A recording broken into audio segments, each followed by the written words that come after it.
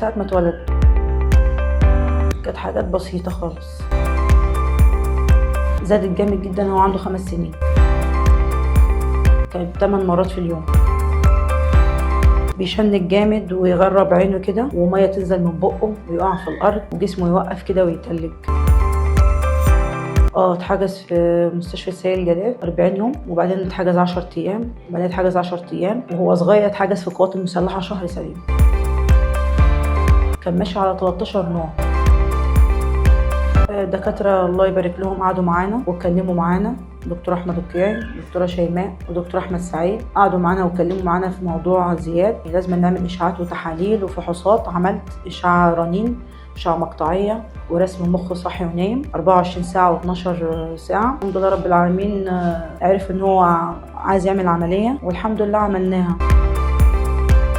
عملتها 13/12.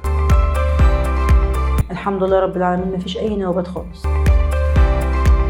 الحمد لله رب العالمين ماشي على نوعين تو، وهنعين منهم نوع كمان. الحمد لله رب العالمين بقى يفهم وبقى يستوعب الكلام وبقى هادي وبقى يتكلم كويس. كان لما قبل العمليه كان بيقعد معايا بره في اي مكان، كان يقعد يضرب ويصوت ويزعق ومش عايز يقعد ويتخانق مع الناس، وكانت حالته وحشه قوي وكان بيشنك ويقع. من كتر التشنكات يا فندم كان بيشنك 13 مره في اليوم. كان دماغه بتتفتح وايديه ورقبته وخده ودماغه، بفضل اخيط. بس الحمد لله رب العالمين من شهر 12 من ساعه ما عملنا العمليه لحد هذا الساعه اللي انا على ما حطيت فيها، الحمد لله رب العالمين والشكر لربنا، مفيش اي نوبات تاني ولا اي تشنجات تاني حصلت.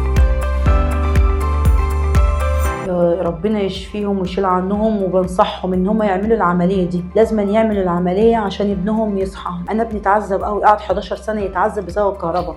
انا بنصح اي ام، والله بقول لكم والله ابني عمل العمليه الحمد لله يا رب العالمين، الحمد لله بقى كويس، لا بيشنك ولا بيقع ولا بيحصل له حاجه، والحمد لله بقى انتباهه جميل جدا وكويس قوي من فضل ربنا. انا كان حياتي كلها مستشفيات وببني وبجري شمال ويمين واصوات وعياط ونكد، وابني بيترمي مني. الحمد لله رب العالمين بفضل ربنا بعد العمليه الحمد لله رب العالمين الدنيا هدت خالص، ما بروحش لغايه مستشفيات، ما بتحجزش هناك. لا يعرف جد ولا يعرف اي حد، دلوقتي يعرف الناس كلها ويسلم عليهم ويعرف الدكاتره ويعرف يتكلم.